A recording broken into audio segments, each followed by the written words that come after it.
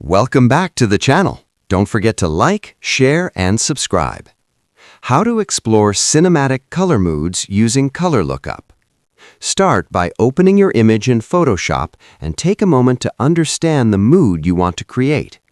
Once the image is ready, go to the Adjustments panel and click on Color Lookup. This adds a Color Lookup adjustment layer, which is completely non-destructive and perfect for cinematic grading.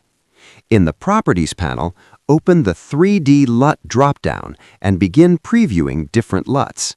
As you hover over each option, notice how the shadows, highlights, and midtones react.